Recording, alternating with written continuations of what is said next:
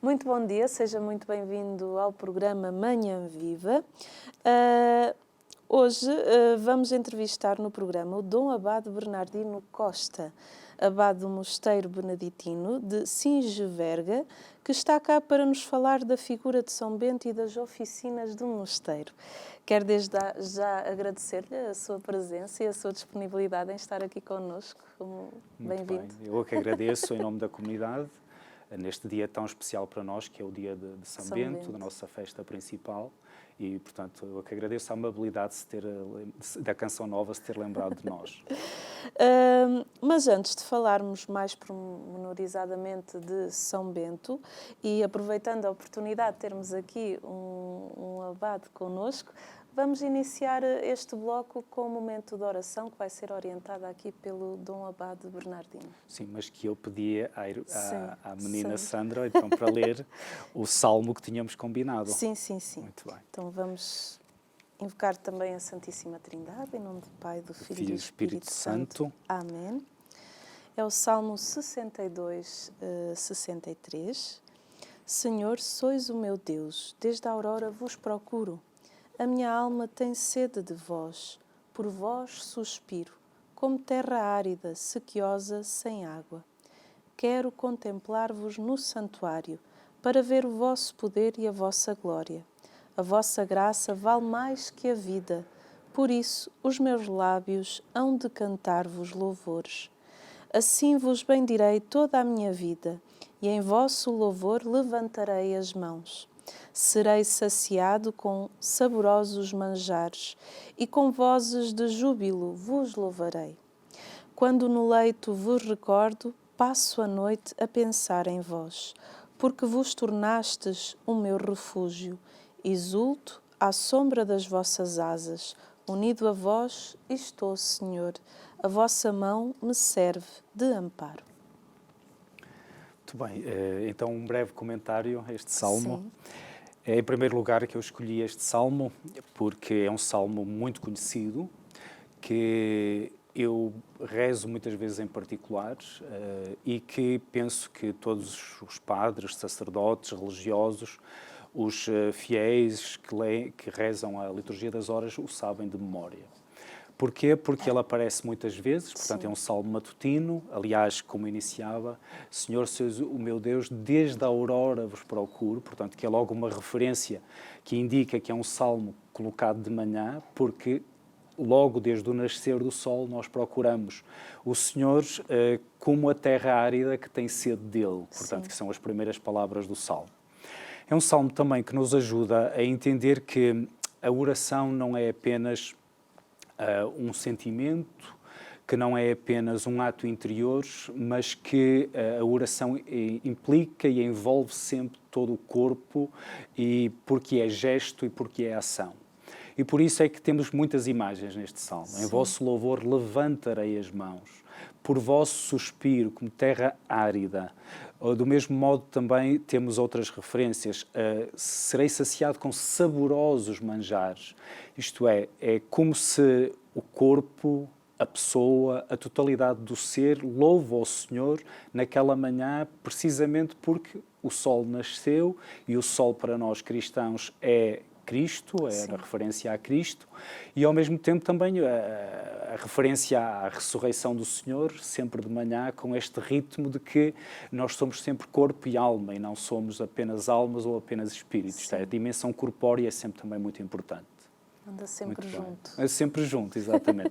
Nós é que temos, por vezes, uma hipervalorização do mental e do interior e descuidamos, quase que esquecemos essa dimensão.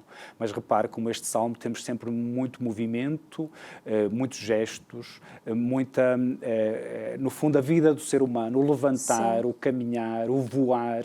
Portanto, são todos elementos que estão aí precisamente no salmo e que nós invocamos logo desde a manhã. Exatamente, e todos nós devemos louvar e agradecer a Deus desde que acordamos, isso é muito importante. Sim. Já começamos bem o dia. Muito bem. Com agradecimento, com gratidão no coração, e eu acho que isso é extremamente importante, e fica aí já a dica hoje de manhã. Aproveito hoje para ruminar sobre este salmo, ruminar sobre estas palavras e que não seja só o coração, mas todo o seu corpo louve ao Senhor. Muito bem, sim, senhor. Muito bem. E terminamos este momento Com uma oração. Sim.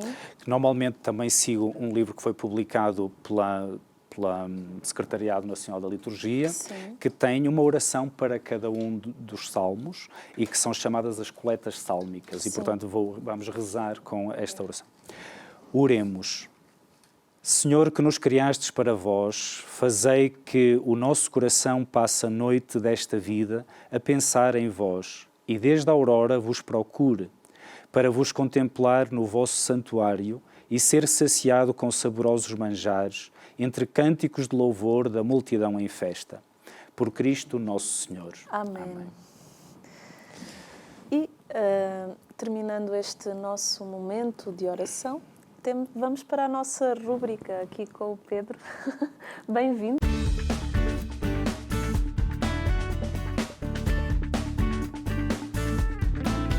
O que é que temos para hoje? Hoje 2 receitas muito simples, como já é habitual, mas hoje eu acho que ainda são mais simples. Com menos ingredientes. Vamos fazer sobremesa uma gelatina natural, feita com sumo natural, neste caso com sumo de melancia.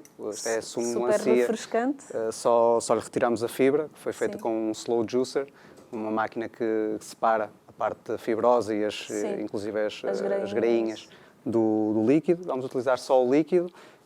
Para fazer a gelatina, não usamos as folhas de gelatina tradicionais, que são de origem animal. Usamos agar-agar, que é proveniente de uma alga. Portanto, para cada litro de bebida, neste caso de sumo, 5 gramas de agar-agar. Bem pouquinho. Sim, senão... e rende muito. Sim. E, portanto, é só colocar a ferver, assim que ele levanta a fervura, 2 minutos, retira-se, coloca-se nos frasquinhos, é só levar ao frigorífico. Vai pôr também sumo de limão? Sim, vou só adicionar um pouco de sumo de limão, porque esta melancia é muito doce. Sim. E apesar de a gelatina é suposto ser doce, mas também aqui é interessante também ter aqui um toque ligeiramente ácido para lhe cortar um pouco do doce. Se for uma melancia que não esteja ligeiramente verde ou uma fruta que não seja tão doce, um pouco de adoçante, agave ou mesmo açúcar mascavado, também para dar-lhe o tal toque doce. Sim. E o outro prato? O outro prato, tofu. O tofu é daqueles ingredientes que as pessoas nos perguntam imenso como é que se faz, porque não sabem e depois dizem que já provaram e não gostam, porque muitas vezes têm dificuldade ou em preparar ou mesmo em muitos restaurantes ainda existe muita dificuldade em preparar, não existe muito conhecimento sobre a forma certa de preparar o tofu. Então hoje vou fazer tofu com 3 sabores. Portanto, vamos fazer uma base e depois a partir dessa base vamos criar 2 molhos para juntar ao tofu, que depois pode ser servido como parte de uma refeição. Quais são os cuidados que devemos ter com o tofu? O tofu... na confecção. É usar bastante tempero, de preferência marinar. Eu hoje não vou marinar também para mostrar que é possível dar-lhe sabor no momento, sem ser preciso estar muito tempo a marinar. Mas sim, é um conselho que se pode dar, deixá-lo a marinar durante meia hora, 1 hora pelo menos, para que ele absorva os sabores. Porque o tofu é neutro, é uma espécie de queijo, mas é neutro, portanto não tem grande sabor, precisamos de lhe dar algum sabor, mas isso também acontece com a carne. Com a carne, portanto, com os temperos. As pessoas têm que temperar, portanto, que o tofu tem essa capacidade de absorver os sabores, e se deixarmos algum tempo ele acaba por absorver, seja o molho de soja, seja pimentão doce, sumo de limão, alho, ele vai absorver esses sabores e depois é mais fácil de confeccionar e de ele ficar com um sabor interessante. Um dos conselhos que também queria dar, muitas vezes as pessoas não sabem muito bem, têm um bloco de tofu, usam uma parte. Como é que se deve conservar a outra parte? Numa caixa, num tupperware, com água, tapada com água e pôr no frigorífico. Se não for tapado com água, o que é que acontece? Ele vai começar a ganhar uma capa que normalmente tem uma cor meio rosada. Não é estragado, ou seja, quando ele fica estragado nós sentimos pelo cheiro. Mas é uma capa que depois vai ter que acabar por se retirar e não há necessidade. Se for tapado com água, ele aguenta-se bastante bem. Fica aí a dica. E outra pergunta, o tempo de cozedura do tofu no fogo? Neste caso, nós vamos saltear, portanto, Sim. é até começar a criar uma crosta. Pronto. São 5, 10 minutos no máximo. Pronto. Mãos à obra e bom trabalho, Obrigado. Pedro.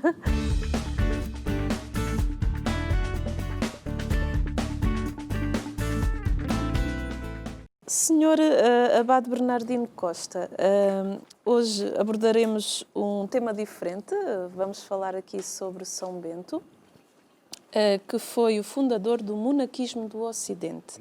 Mas antes de entrarmos na vida de São Bento, eu gostaria que nos falasse um bocadinho de si. Quem é o Dom Abade Bernardino? Sim, é muito simples. Sim. Pronto, sou natural de Felgueiras, mais propriamente Santo Adrião de Vizela, mas depois cresci na paróquia ao lado, Santa Eulália, que pertencia curiosamente já a outro município, que era Lousada, e que, numa família humilde, simples, trabalhávamos, o meu pai era empregado fabril e a minha mãe trabalhava na terra, portanto era doméstica. E depois fui para o seminário com 15 anos, onde andei durante 7 anos, isto é, até ao 4º ano de Teologia. E depois, durante esse tempo, durante ali os últimos 3 anos de seminário, conheci o mosteiro atraía-me. Eu posso dizer que o Senhor me chamou, me conduziu para o mosteiro e eu deixei-me conduzir. Pronto, e entrei em 1996, fiz todo o caminho do mosteiro, portanto, postulantado, noviciado, profissão temporária, profissão solene, fui ordenado sacerdote. Depois a comunidade também pediu-me e eu estive em Roma 4 anos, onde estudei liturgia. Pronto, e depois no regresso de Roma, pouco tempo depois, tivemos eleições, portanto, eu fui eleito abade em 2013, portanto, já ontem cumpri 7 anos como abade de Cisverde. 7 anos é um número perfeito. Sim. 7 anos a um dia. Sim. Muito bem. Lá em casa, e eu também fiquei curiosa, devem-se estar a perguntar porquê é que o chamam de Dom Abade. Poderia-nos explicar? Sim, porque vem precisamente da regra de São Bento. Portanto, e esta é a primeira referência, é que como o Mosteiro de Cisverde é o único mosteiro beneditino em Portugal, acabamos por esta terminologia que nos chega dos mosteiros estar um bocadinho diluída e desaparecida nos dias de hoje. Isto é, já em Portugal já tivemos 22 mosteiros até 1834, depois Cisverga nasceu em 1892, isto é, do nada, do zero, isto é, na quinta onde estamos hoje. E, portanto, somos o único mosteiro, portanto, como estamos lá no nosso lugar, normalmente não conhecem. Eu passo que, por exemplo, em Espanha temos outros mosteiros e a linguagem dos mosteiros, a hierarquia dos mosteiros é mais conhecida. Sim.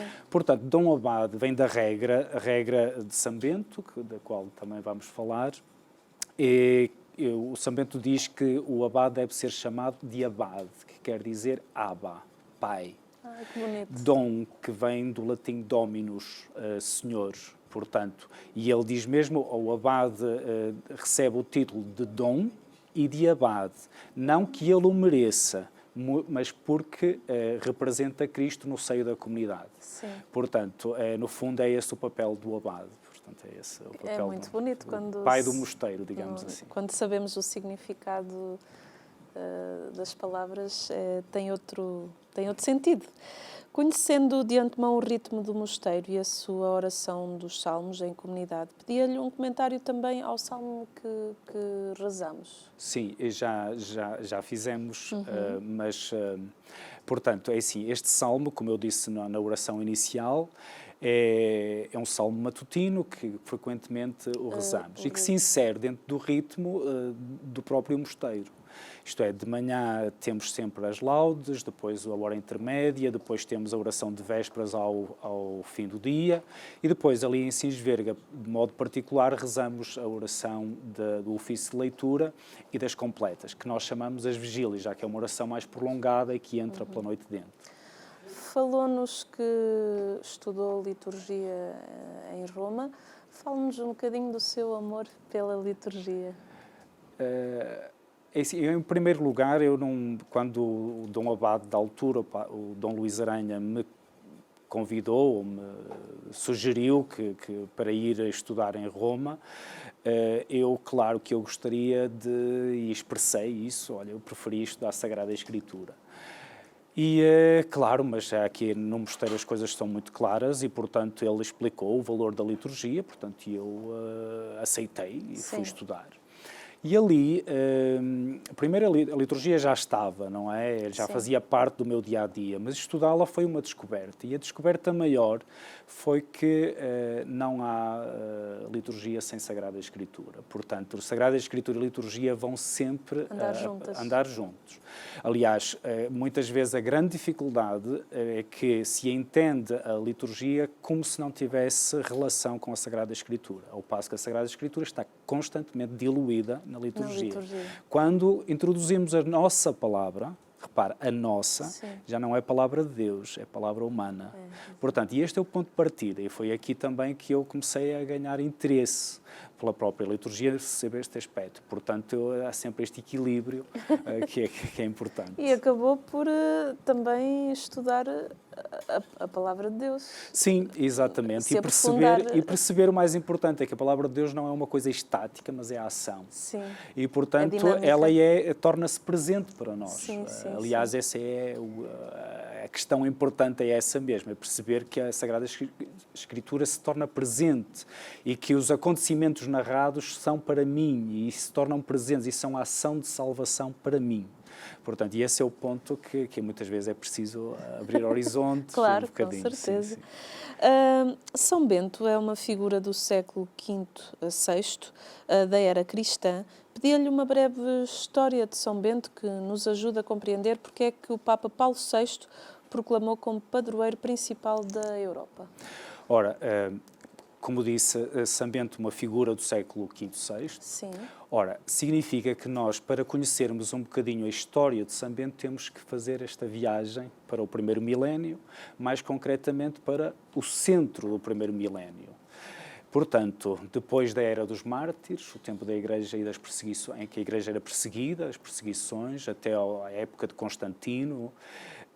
Depois dali, os cristãos já não eram martirizados, portanto, mas havia sempre esta busca da perfeição. Sim. E continuava a haver aquela questão que é muito importante, que é se era mais fácil eu dar a vida por Cristo no tempo das perseguições e agora eu já não preciso de a dar. Então nasceu um movimento que é, por exemplo, a vida ermítica, chamada anacorese, e que depois, mais tarde, portanto, aquele primeiro ritmo depois das perseguições foi precisamente o ir um bocadinho para os desertos, sobretudo a Nítria, também a Tebaida, mas depois, para o Oriente, começaram a agrupar esses mesmos ermitas, como, por exemplo, São Pacómio, e depois para o Ocidente. Então, para a nossa parte ocidental, podemos dizer para a Europa, tivemos São Bento, que é, no fundo, que vai agrupar a primeira comunidade. É verdade que já havia algumas comunidades, por exemplo, São Jerónimo fala, ou melhor, sabemos que sabemos que São Jerónimo tinha um grupo de pessoas à volta dele, Santo Agostinho fala de comunidades monásticas, sabemos que Cassiano também tinha umas comunidades, sabemos também que à volta das basílicas construídas depois dessas perseguições, no tempo da paz constantiniana, havia um grupo de os chamados monazontes, que eram aqueles que asseguravam a oração nessas basílicas novas e às vezes junto dos próprios, onde se sabia que havia os túmulos dos mártires. Sim. Portanto, já havia, no fundo, essa vida em comum, mas não propriamente organizada, e São Bento vai organizar essa vida comunitária. Por isso é que ele é atribuído o título de, como disse, do fundador do monaquismo ocidental, porque ele, no fundo, vai ter essa ação. Sim. E, portanto, assim, só muito resumidamente também, a vida dele, portanto, um jovem que era da região da Úmbria, mais propriamente Núrcia, podemos dizer que de uma família de bem, não propriamente nobre, mas uma família de bem, que depois, na idade adulta, pelos seus 18, 20 anos, o mandou para Roma para estudar. E percebemos que era uma família de bem porque ele não só vai estudar para Roma, mas como leva também a sua ama. A ama acompanha-o para cuidar dele. Sim. Depois está ali algum tempo em Roma, onde estuda, não é? As disciplinas, o trivium e o quadrivium, que eram as disciplinas da época, da altura, e depois ele vai deixar a cidade eterna, portanto vai deixar Roma, e já não vai voltar novamente para a Úmbria e para a Núrcia, mas vai precisamente para a parte central, em direção aos montes. E, em primeiro lugar, ele fica um tempo depois de Roma, fica em Afile. Ali terá vivido alguns anos, certamente, com as comunidades que também estavam por ali, e depois refugia-se numa gruta, que é pelo qual ele é mais conhecido. Ele vai um bocadinho para sudeste e vai então para Subiaco, onde viverá numa gruta durante 3 anos. Aquela gruta terá um sentido sobretudo espiritual, portanto, a luta contra si próprio. Ou habitou consigo próprio, no fundo, o domínio do pensamento, o domínio das tentações, portanto, aquele caminho interior. Sim. Depois desse tempo depois de 3 anos nessa gruta, ele, portanto, era muito curioso porque o São Gregório Magno, que no fundo é o que nos deixou a vida de São Bento, e então ele diz-nos que o chamaram, a fama dele começou a ser conhecida, e havia um monge que lhe trazia os alimentos durante esses 3 anos, na gruta, e depois o chamaram para ser o abade de um dos mosteiros. E ele aceita, portanto, podíamos pensar, bom, eles devem estar a brincar comigo, isto é, eu estou aqui isolado numa gruta e agora vão-me chamar a pedir para ser o abade. Sim, mas ele aceita, mas aquela primeira experiência corre mal, até porque depois de algum tempo, talvez ele fosse muito rigoroso, talvez a observância que ele impunha fosse um bocadinho rigorosa, de tal maneira que, segundo o relato que depois já falaremos, os monges procuram envenená-lo. Portanto, e ele percebeu que aquilo não estava muito bem, ele refugia-se novamente na gruta, mas depois já não tem mais aquela paz e o habitar consigo próprio já não era possível, porque começaram a trazer-lhe os filhos para ele cuidar, como São Mauro e Plácido, que são os seus principais, ou melhor, a primeira referência, na altura em que os pais ofereciam os filhos ao mosteiro, ou um abade, ou um mestre espiritual, para que os ensinasse. E depois também outros, novamente, os chamaram para tomar conta da comunidade. E ele vem novamente, e então diz-se que logo ali ele funda 12 mosteiros. E cada um dos mosteiros tinha 12 monges. Portanto, repara esta parte simbólica, que depois também já queria falar, 12 apóstolos, não é? Sim. E depois, por fim, há ali um padre diocesano de nome Florencio, que era o padre ali daquela zona, que começou a invejá-lo, porque a fama dele começou a ficar conhecida, e a figura dele começou a ficar conhecida, então ele começou a sentir uma certa inveja, porque as pessoas vinham de longe para procurar o São Bento. E então ele depois vai com um grupo e vai então fundar, que podemos dizer, o primeiro mosteiro beneditino, que é Monte Cassino. Isto é, já mais para sul, em direção a Nápoles, que é junto a Cassino, mas no Monte Cassino. Isto é um monte que está ali sobre a cidade de Cassino. Daí o nome Monte Cassino. Sim.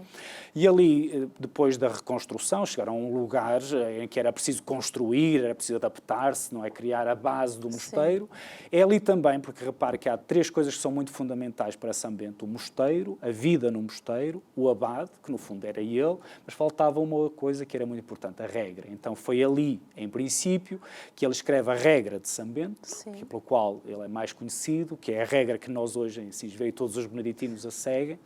Portanto, e depois ele morre então em 547, portanto, que é a data, no dia 21 de março, que é precisamente a data pelo qual é atribuído o Dies Natalis de São Bento, isto é, o dia da morte, da passagem deste mundo para o Pai. Muito bem. Disse que São Bento morreu no dia 21 de março de 547. Por que é que celebramos no dia 11 de julho? Sim, aqui há duas coisas que são muito importantes, que é, primeiro, o 21 de março, primeiro, repara a colocação, portanto, nós não temos uma precisão dos dados históricos como atualmente. Claro. Portanto, nós estamos sempre ali dentro do simbólico. Portanto, a colocação do 21 de março, talvez com o início da primavera, não é o 21 de março. Portanto, pode ser um número simbólico, mas uma data simbólica, mas o que é certo é que o 21 de março também na vida do monaquismo, que se foi seguir a vida dos mosteiros, acabou por coincidir sempre com a Quaresma, e a Quaresma é um tempo forte para São Bento. Sim. Ora, o que é que isto nos diz? Diz-nos que, de facto, então, os monges, estando em Quaresma, não podiam celebrar a festa e surge, então, uma outra, que é o 11 de julho, portanto, já mais no verão, com essa possibilidade. Depois, outra coisa é que, entretanto, Monte Cassino também é destruído. Em princípio, terão levado o corpo, ou os restos mortais de São Bento para a França. E esse 11 de julho poderá estar ligado também com essa transladação das relíquias de Monte Cassino para a França. E, portanto, o que é certo é que no século XI a data de 11 de julho está assumida, tanto uma como outra. Mas São Bento é conhecido também pelos seus milagres. Quer-nos contar alguns desses milagres? Sim. Olha, muito rapidamente, portanto, primeiro, o que sabemos da vida de São Bento chegou-nos através deste livro, o segundo livro dos Diálogos de São Gregório Magno. Isto é o Papa Gregório Magno, que viveu cerca de 50 anos. O São Gregório Magno nasce 7 anos antes da morte de São Bento, portanto, em 540. Ora, o que significa que o que sabemos de São Bento foi escrito por este Papa, que tem o título de Magno, porque foi um grande Papa para a Igreja, e que nos deixou a vida de São Bento num dos livros que ele chama o segundo livro. E ele responde à questão, que é, no fundo, diálogos, porque é um diálogo entre o Papa Gregório Magno e um diácono de nome Pedro. Sim. E então, a questão era esta, que lhe põe o diácono. Itália tem muitos homens bons, mas não tem homens santos. Ser santo naquela altura não era tanto pelos valores morais, era sobretudo pela capacidade de fazer milagres, o poder de fazer milagres. E então o São Gregório conta a vida de São Bento para dizer precisamente que em São Bento se cumpriam também aqueles milagres. Agora, se me permite, eu vou ler aqui que é muito simples para compreendermos o modo como ele escreve esta vida de São Bento. Portanto, o capítulo 5, a água da pedra no alto do monte. De entre aqueles mosteiros que Bento ali construiu, 3 ficavam lá em cima, entre os rochedos do monte, e era muito penoso aos monges estar sempre a descer à albufeira a buscar água. Tanto mais que a escarpa do monte era muito perigosa e não se podia descer sem receio. Então, todos juntos, os monges daqueles 3 mosteiros foram ter com o servo de Deus Bento e disseram-lhe: é-nos muito penoso descer todos os dias à represa a buscar água. Os mosteiros têm de ser mudados para outro sítio. Bento consolou-os com palavras de brandura e despediu-os. Mas naquela mesma noite, ele mais o menino Plácido, portanto um dos seus discípulos, de que acima fizemos menção, subiu à cumeada do monte e ali fez oração prolongada. Terminada a oração, pegou em 3 pedras e colocou-as naquele sítio por sinal. E regressou ao mosteiro, sem que lá em cima ninguém se tivesse dado conta da sua presença. No dia seguinte, como os ditos monges voltassem a procurá-lo para lhe exporem a necessidade da água, ele disse-lhes: ide lá, e no penhasco onde virdes 3 pedras postas umas em cima das outras, cavai um pouco, que poderoso é Deus para, mesmo naquele cerro, fazer correr água, dignando-se assim poupar-vos o trabalho de tal caminhada. Eles foram e encontraram já a ressumar o penhasco que Bento lhes indicara. E fazendo nele uma poça, ficou logo cheio de água, a qual manou em tal abundância que até agora tem corrido em caudal, derivando do cume do monte até ao fundo do vale. Portanto, como é que o São Gregório Magno escreve a vida de São Bento? Escreve sempre com fundamento na Sagrada Escritura, que é sempre a base do monaquismo. E, portanto, ele vai contar-nos a vida do São Bento à luz da Sagrada Escritura. Portanto, quem é que na Sagrada Escritura fez brotar água da rocha? Moisés. Não é? O livro do Êxodo, o povo amotinou-se contra Moisés porque não tinham que beber. E Deus disse a Moisés, bate 2 vezes com a tua vara, na rocha e brotará água. Portanto, reparem, este milagre está no fundo a fazer um decalque de Bento como o novo Moisés. O milagre também é feito pelo poder da oração, uma oração prolongada. Sim. Sim. Em que o retirar-se para rezar. O retirar-se para rezar, portanto, e todos os milagres que são aqui narrados têm todos uma inspiração bíblica, por isso é que depois, se pudermos terminar este programa com uma oração que fizemos, em que, no fundo, o São Bento acaba por ser o novo Moisés, o novo Elias, porque já que há um outro milagre em que ele não tinha, era o tempo de fome, não havia que comer e então aparecem sacos de farinha. É também, por exemplo, o modelo daquele que recebe os hóspedes, portanto, com o rei Tótila que vai ter com ele. Portanto, mas tudo isto, cada um dos milagres, só acontece graças ao poder da oração e à força da oração. Portanto, o milagre não é uma obra mágica, Sim. mas é sempre pela oração. Isto é, quem faz o milagre é Deus, Exatamente. não é o homem Não é bento. o homem. Exatamente. Muito bem. A oração move o coração de Deus e é isso que nós precisamos acreditar. A nossa primeira parte já chegou ao Já fim. chegou. Vamos para um brevíssimo intervalo e já voltamos. Até já.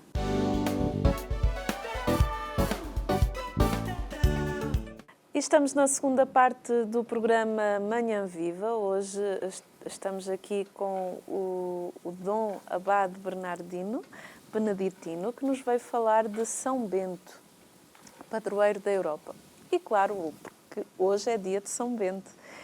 Mas antes de entrarmos nesta temática, vamos aqui falar com o Pedro, a nossa rúbrica de comida vegetariana. Pedro, já está aqui um cheirinho divinal.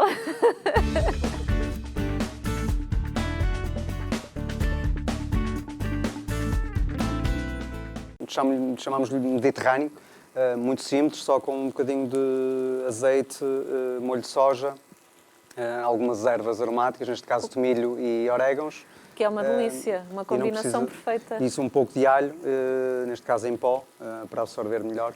E é só isto, deixar tostar. Aqui a ideia, neste caso, nós queremos deixá-lo tostar. Este, como vai ser seco, convém ter algum crocante. Sim. Depois, a seguir, vou pegar em 2 partes diferentes, ou seja, vou deixar uma parte assim e as outras 2 vou fazer 2 molhos para acompanhar o tofu, para envolver o tofu. Esses 2 molhos, quais são os ingredientes? Um vai ser um molho de amendoim, que vai levar manteiga de amendoim, amendoins mesmo, também um pouco de natas de soja. Sim. Vamos fazer um creme, Sim, uma espécie sim. de creme para depois envolver o tofu. O outro é um molho agridoce, mais típico da comida asiática. Portanto, vamos fazer uma coisa com gengibre, canela. Ai, que delícia. Assim, uma coisa assim mais com alguns toques diferentes, também limão.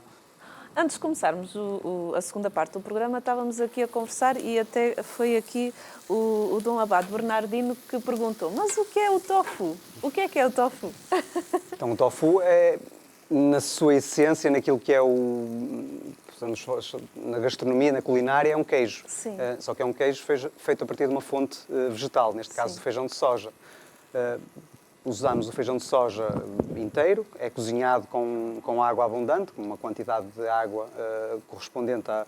Normalmente, posso dar-te uma receita rápida, são 80 gramas de feijão seco para 1,5 litro de água. Sim. É cozinhado, depois triturado e no fim separa-se a parte líquida da parte sólida.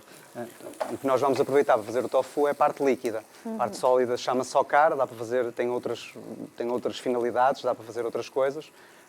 A parte líquida, depois utilizámos-la mesmo como se fosse um queijo. Vamos usar um coagulante, normalmente na culinária asiática é nigari, que também é a partir de uma alga.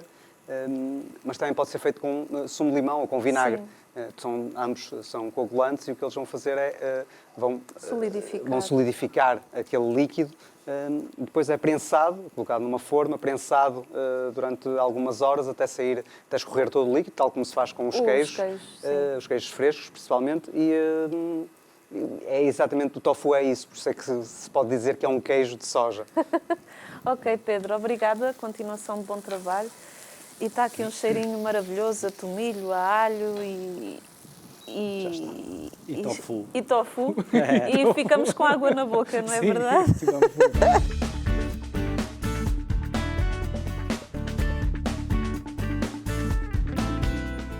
Voltando a São Bento, portanto, a expressão ora et labora, pela qual são conhecidos os beneditinos, vem da regra de São Bento. Em que consiste a regra de São Bento? A regra de São Bento. Ora, a regra de São Bento, portanto, precisávamos de um programa para falar dela, portanto, mas vou Fica aí a resumir. dica. Portanto, são 73 capítulos, portanto, uma regra pequenina, todos os capítulos são muito pequeninos, portanto, tem um ou outro um bocadinho maior, mas normalmente são pequenos, e consta de um prólogo e depois 73 capítulos. A primeira chama a atenção que a primeira palavra da regra é precisamente escuta. Sim. Escuta, ó filho, os preceitos do mestre. E a última é chegarás, que está no capítulo 73. E estes, portanto, em latim, ausculta e pervenias, que no fundo acaba por ser, no meu ponto de vista, a chave de interpretação de toda a regra. Portanto, primeiro, nós hoje não valorizamos a escuta. Fala-se muito em escutar, em ouvir, mas entender que a fé nasce da escuta, temos que recuar realmente ao primeiro milénio. Sim. Portanto, esta escuta não é a escuta apenas de palavras, de conceitos, mas é o escutar com o coração, isto é, com o corpo, com a totalidade do seu ser. E por isso é que ele diz, olha para a luz deífica, a luz de Deus ou a luz divina. Portanto, que ele diz logo a seguir. Portanto, este escutar é ver a luz deífica. E se tu a vires, se tu a procurares, tu chegarás, que é a última parte. No meio, entre esta escuta e este chegarás do final, portanto, este chegarás é a vida eterna, não é? Que temos sempre, que o monge tem sempre diante de si. E, portanto, temos então todo o caminho. E qual é o caminho? O silêncio, a humildade, isto é, se calhar o capítulo mais conhecido da regra é o capítulo da humildade, o 7º, com os seus degraus. Depois a obediência, as oficinas do mosteiro e também aquilo que é o mais importante para chegar, então, para este chegarás, que é a renúncia à sua vontade própria. Vontade própria que é não a determinação com que pomos as coisas, com que fazemos as coisas, mas é a recusa ou a renúncia do nosso egocentrismo. Isto é, o egocentrismo é sempre aquele comportamento em que parece que tudo gira à nossa volta, em que nós somos o centro. Portanto, a regra e este converter-se e este, precisamente, renunciar à vontade própria é precisamente perceber que é uma comunidade que é sempre para a qual eu tenho que trabalhar, sem me pôr a mim em primeiro lugar. E para isso temos, então, a humildade, o silêncio e todo o caminho que depois temos aqui. Esses são os pontos que são essenciais para que isso aconteça. Para que isso aconteça, isto é, para chegarmos, então, àquela luz divina, não é? Que ele, no fundo, assegura também aos seus discípulos. Muito bem. Conte-nos um bocadinho do vosso dia-a-dia no mosteiro, como é que decorre? Olha, o dia-a-dia é, pronto, já disse no início que temos então as horas de oração, que marcam o ritmo da própria comunidade. Portanto, ao levantar, desde a aurora vos procuro, depois, antes do almoço, a hora intermédia, fazemos a hora de sexta, depois as vésperas às 7 da tarde e à noite, antes de dormir, fazemos as vigílias, em que nós juntamos o ofício de leitura e as completas. Sim. No intervalo, claro, temos as refeições e temos a manhã e a tarde para as nossas oficinas. Portanto, o mosteiro de Sisverga é que cada mosteiro, no fundo, agrupa ou gere o tempo também de acordo com o lugar onde se insere. Sim.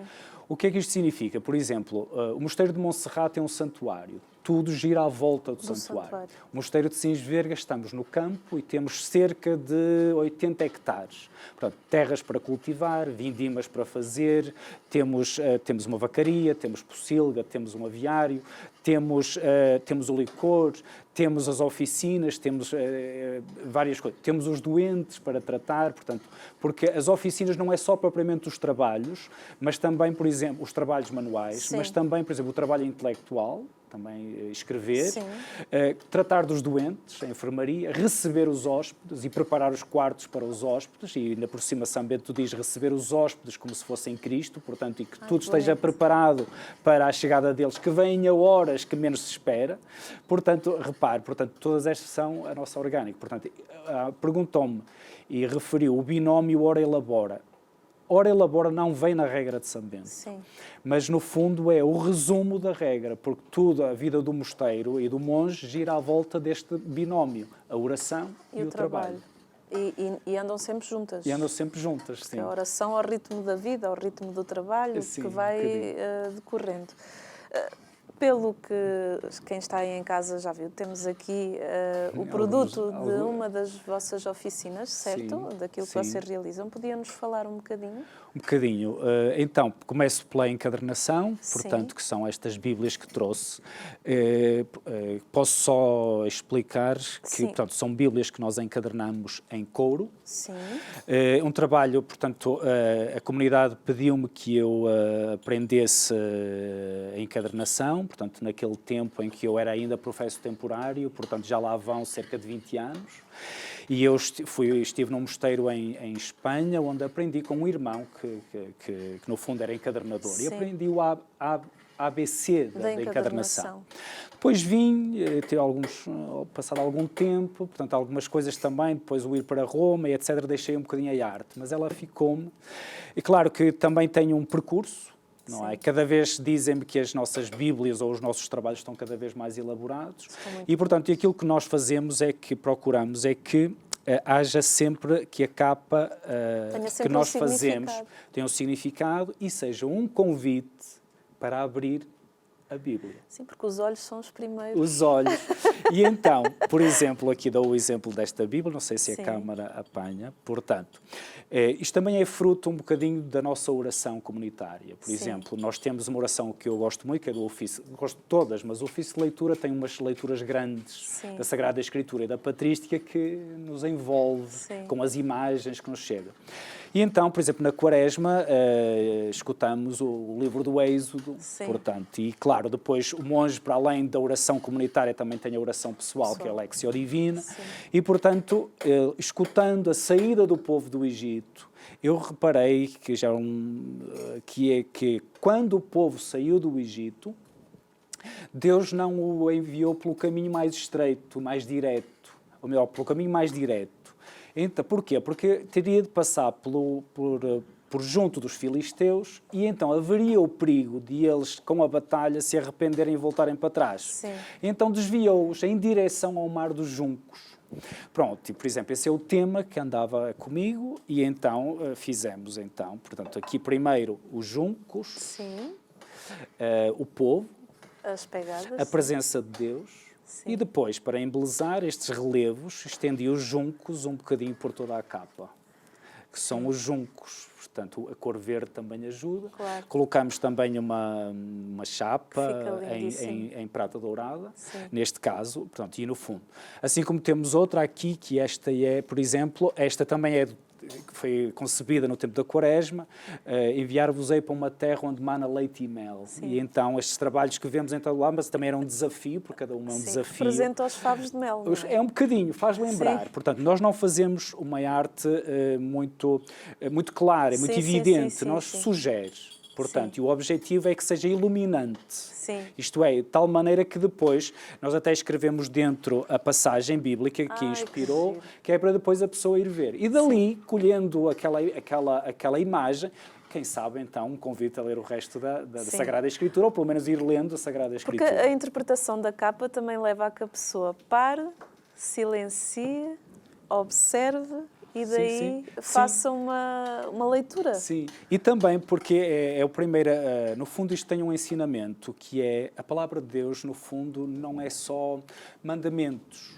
Sim. A palavra de Deus é imagem, transmite-nos imagens. Transmite, Pronto, exatamente. então essas imagens, esta é a primeira que apresentamos Sim. na capa, é tudo Sim. feito em couro, não é? bonito. Primeiro para que a pessoa sinta o tacto, não é? Sentir Sim. os nervos, e depois para que depois, ao ler cada uma das passagens, tenha esta possibilidade de entrar nestas imagens que nos são fornecidas pela Sagrada Escritura. Sim. Ali também temos ali uma que é ali o livro do Apocalipse, Sim. que é então, vi o novo céu e uma nova terra, porque o primeiro céu e a primeira terra já não existiam e o mar tinha desaparecido. Portanto, fizemos aquela que está ali, não sei se Que é a câmara lindíssima. consegue. Sim, Portanto, no fundo, toda esta coisa. Depois temos outras, não sei. Sim, vamos temos falar, outras, vamos por falar. exemplo, também fazemos imagens, isto é em conjunto com o escultor Paulo Neves, com Sim. o qual já trabalhamos já há muito tempo. Uhum. Neste momento, por exemplo, o Sambento, que temos ali daquele lado, Sim. reparem, é um modo diferente, portanto, procuramos também, cada peça que fazemos é sempre única. Portanto, ali o Sambento, repare, jovem, Sim. portanto, não é um bispo como normalmente o representam. As mangas, Sim. uma espécie de cogula, não é? Que é a Sim. veste do monge. Do monge. Demos-lhe aquele retoque, não é? Uma manga mais curta do que a outra, portanto, que isto é arte, não é? Tem que sugerir. E depois podiam dizer, falta o corvo, falta o báculo, não? E a regra na mão. Sim. E é verdade, a regra diz, escuta, mas então abrimos-lhe um bocadinho os ouvidos para que se perceba fantástico. que temos que escutar. Depois, ao lado, temos o Bom Pastor, que é também a nossa imagem. Portanto, isto, no fundo, é com este escultor, nós, em conjunto, falamos e vamos dizendo tem que ser por aqui que devemos fazer esta imagem. Ali ao lado também estamos agora a preparar uma ceia de Cristo, em que estes são os 3 primeiros apóstolos, e depois, vai ser para pendurar, uma ceia de parede. E então, feita em madeira que estagiou em vinho do Porto, portanto, mogno africano, que pertence aos balseiros, que estiveram que tinham o vinho do Porto, ou que tiveram o vinho do Porto durante anos, portanto, cheira, sente-se o odor. É claro que aqui temos o odor do tofu, mas se não sentirem o odor da madeira, assim como a outra, por exemplo, o cedro também, que normalmente é a nossa madeira de eleição, porque tem sempre o odor. Ela vai ficando cada vez mais dourada. Ao princípio parece muito branca, mas depois, pronto, e depois falta-nos então continuar a ceia e depois o Cristo que temos que conceber, que no fundo vai dar luz aos 12 que estarão à volta. Depois também outras coisas que fazemos também sempre com esta manobra e este trabalho conjunto. Por exemplo, aí agora estamos no tempo da pandemia, então criamos umas palas para os cálices e para as patenas, tal como dizia aquele decreto.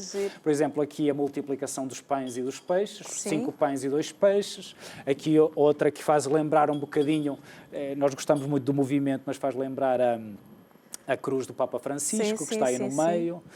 Depois, as cruzes que fazemos, essa aí são as patenas que fazemos, portanto, também para a Eucaristia. Lindíssimo. Essa, por exemplo, a folha de videira, que tem o símbolo.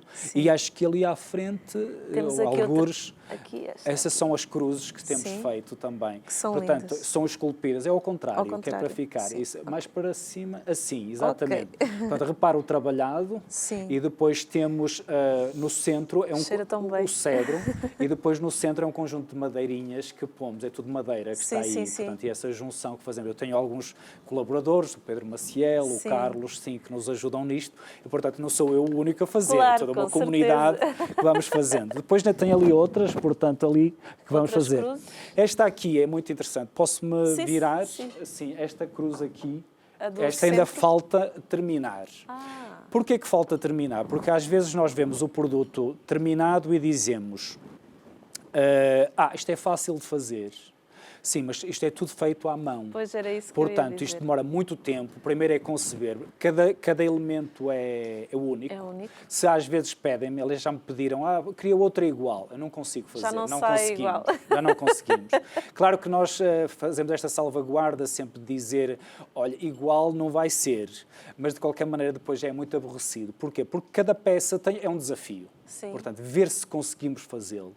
Depois transmitir a Sagrada Escritura, que é aquele o objetivo, e embelezar também a nossa própria liturgia. Sim. Depois que seja a transmissão de imagem e depois aquilo que eu aprendo com o escultor, que é uma coisa que ele sempre me ensina. Eu às vezes, por exemplo, faço também evangeliários, é todo um conjunto, Sim. os missais de altar, e então eu às vezes mando uma fotografia ao escultor e digo-lhe, olha, achas que está bem, ponho esta cor ou não ponho? E às vezes ele dá-me assim umas luzes com que me faz aprender muito. Por exemplo, Sim. olha, o mais difícil é fazer coisas simples. Sim. Porque coisas complicadas todos fazem. E essa eu aprendi com ele e lembro-me sempre. Às vezes eu ponho mais isto. Não. Menos Melhor é mais. não. Menos é mais. Portanto, e é um bocadinho, claro que está aqui um bocadinho a nossa vida, está aqui Sim. um bocadinho a nossa criatividade. O trabalho conjunto da comunidade também é bonito, porque no fundo também, quando, por exemplo, concebemos uma patena ou concebemos uma cruz, é quase como se estivéssemos todos, cada um com o seu dom. Um concebe, faz o risco, mas o outro depois diz, este bocadinho aqui, mas o outro tem que esculpir. E o esculpir não é de um momento ao outro. Então passa portanto, por várias mãos. Sim, passa por várias mãos, sim. Sim, passa por várias mãos e pronto, isto realmente está um bocadinho, que é o trabalho que nos caracteriza e por isso criamos também uma loja online, porque já fizemos muitos. Eu, por exemplo, sou das nossas bíblias e trabalhos de encadernação, já devo ter feito umas centenas. Sim. Pronto, isto chegou a um ponto em que às vezes nos pedem até de outros países e então foi uma maneira de agilizar as coisas. Portanto, temos uma loja online, domusmonacorum.pt, Sim. portanto, onde a pessoa pode adquirir online. Depois também chama a atenção para estes pequenos pormenores, Porta-chaves. que são os restos da madeira que vão ficando. Então não nada há- se perde, tudo se Nada transforma. se perde. Olha, este é cedro, mas é assim, está a ver neste porta-chaves? Sim. O tempo que aqui está. Pois. Depois era aquilo que eu ia dizer em relação àquela cruz. Parece fácil, mas aquela cruz ainda não está completa. Quanto tempo é que demora? É assim, cada trabalho é diferente. Sim. Mas, por exemplo, aquela cruz ali parece feita, mas depois para ela ir para as mãos de um cliente ou de uma pessoa que a quer, ela vai ainda muito tempo de lixa. Pois. E nós na lixa começamos sempre uma lixa com mais grão, mais grossa, não é? Sim. E depois reduzir. Isto são horas. Muita horas. paciência. Esta aqui, por exemplo, isto aqui Isto é são fantástico também. dias a lixar a madeira. patena, assim, Sim. para que depois haja tudo, tirar os poros e etc, tudo isto, não é? Pronto. E um bocadinho. Depois a madeira também tem a sua beleza, que são, por exemplo, posso pegar aqui? Sim, força. Por exemplo, ela tem os seus próprios veios. Repares, claro, não sei se a câmara atinge, por exemplo, para além dos desenhos que nós já criámos, vê-se bem, por há os exemplo. veios, exatamente, os veios da Vê-se própria muito bem. madeira. Sim. Portanto, claro que e cada uma, por exemplo, há ali uma cruz que temos, esta que está ali, a segunda, repare todos os veios, não sei se a veios. câmara consegue. Sim. Nós procuramos também, por exemplo, muitas vezes é olhar para a madeira e dizer, vou fazer isto aqui. Portanto, e muitas vezes a madeira está ali, outras vezes está um pedaço que já trabalhamos e está ali a aguardar o momento em que vamos dizer, vamos fazer isto. Pronto, depois também aqui esses trabalhos mais concretamente trouxemos, para além do licor de Cisverga que também nos caracteriza e pelo qual somos conhecidos. Por exemplo, não é um licor de tangerina, não é um licor de limão que se faz rapidamente, que se deixa a marinar. Por exemplo, o licor de Cisverga são precisos cerca de 15 dias para fazermos uma dose de licor. É de especiarias, portanto, em que a principal é o açafrão, depois raiz angélica, noz moscada, cravinho, canela em pau, não é? Depois baunilha, etc. São 12 especiarias, em que tem a primeira maceração, destilação, tudo manual. Não é? Depois segunda maceração e depois vem o volume que lhe damos também com a baunilha, o chá preto, para ter aquela cor que é uma cor apocalíptica, como diz, que é o topázio, que é uma das cores das pedras que são mencionadas no livro do Apocalipse. Portanto, repara, a Sagrada Escritura, no fundo, acaba por ser sempre o ponto de partida, sim, e a inspiração e de chegada. Muito bem, disse muito bem. Agradeço-lhe que tenha dito isso, porque assim, ela é o ponto de partida e depois, assim, se a nossa peça já não transmite também Sagrada Escritura, também é porque não está a cumprir essa tal simplicidade que precisamos. Dom Abade Bernardino, muito obrigada pela sua presença. Eu é que agradeço. Muito obrigado. E Pedro, já está? Com mesmo a terminar. Já tenho aqui os dois. Lindíssimo. Os dois tofus, os primeiros que fiz, portanto, Sim. o simples, o mediterrâneo, só com ervas aromáticas, o molho de amendoim e agora este com o molho agridoce, que é preciso deixar também que ele engrosse, Sim. que ganhe, que ele fique uma espécie de compota quase, assim uma coisa para depois agarrar bem no tofu. E estou mesmo a terminar, vou só colocar na Sim. tacinha. Está pronto para servir. A gelatina, além de colocar nas tacinhas, podemos fazer como eu fiz aqui com a melancia, portanto usar a parte de dentro da melancia, ou seja, quando se retirar o interior, ter o cuidado de não desfazer a parte de fora e depois serve como recipiente para servir. Exatamente, olha, muito obrigada. Obrigado eu. Hoje não vamos conseguir provar, mas pode ter a certeza que a seguir ao programa nós vamos fazer a prova. E o licor de cisverga para acompanhar. Ótimo, maravilhoso. Que é uma oferta para a produção. Obrigada, para a equipa. Obrigada. Obrigada mais uma vez pela sua presença e obrigada assim por estar connosco. Fique com a nossa programação. Até ao próximo programa, se Deus quiser. E faça da sua vida uma vida de oração. Trabalhar e rezar. Trabalhar e rezar. Até ao próximo programa. Muito obrigado.